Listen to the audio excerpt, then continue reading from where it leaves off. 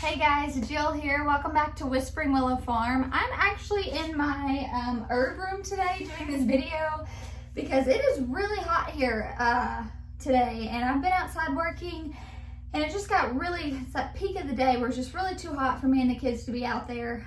So I thought that it'd be a good time to do the harvest video on our microgreens. So if y'all remember, I did the mild salad mix from Botanical Interest, and then I added in the long Spanish black radish. So you guys have seen from our videos, I totally improvised this. I threw together what seeds I had. I grew them in my kids' nursery from grow light hung up on a changing table. So I think that proved that you can do this anywhere, or at least I hope it encouraged you guys. And look, I've got a beautiful flat full of microgreens. You guys can see all the pretty colors that are in there. I mean, it's absolutely stunning.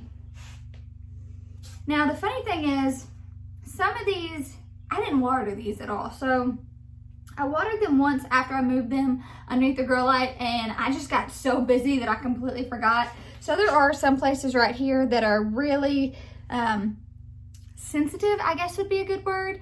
They're just not as hardy as some of these up here. But that was my own fault. That's because I didn't water it. I did just give them a shot of water. Not that it really matters, but that is important, because if you don't water these while they're under the grow lights can actually be like, have way too much heat for them and cause some issues. But I'm gonna tell you guys what you need today. It's pretty simple.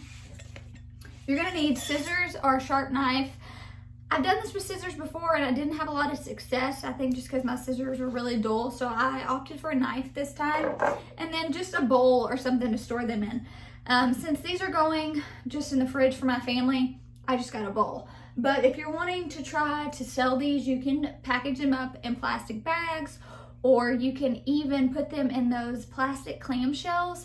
I don't love the idea of using plastic. However, from a retail perspective, that's what makes the most sense to be able to sell them, because you can actually see the product. So once you're in a place where you're able to see what you're buying, it becomes a lot more appealing to the consumer.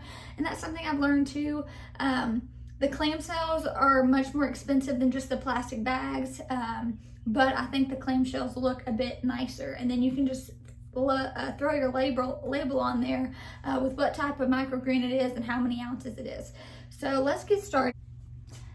So what you guys are going to do is you're just going to slightly push back on the microgreens. I'm going to move the camera down so you guys can see what I'm talking about here. Prop up my workstation. So you're just going to slightly push back, and I'm going to hold these, and then you're going to take and try to cut at the base as much as possible without disrupting the roots. Like, you don't want a ton of grass in there. Look at the...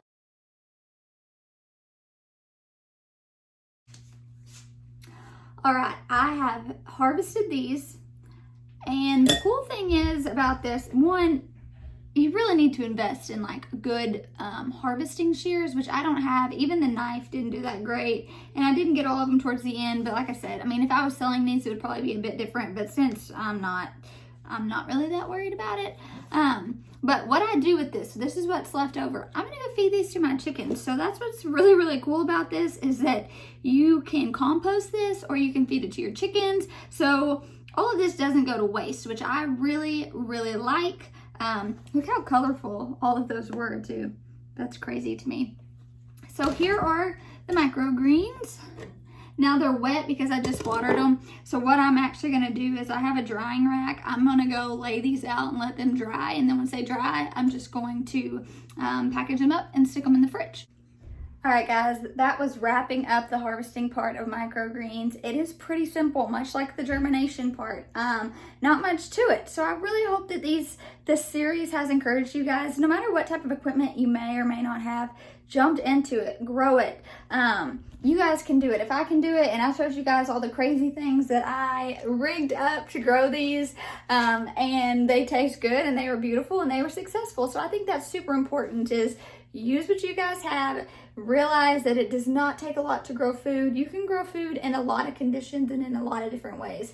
So I hope that this series has been beneficial to you guys. I hope that y'all are encouraged and inspired to grow your own microgreens. So thanks for hanging out with me, and I'll see y'all soon.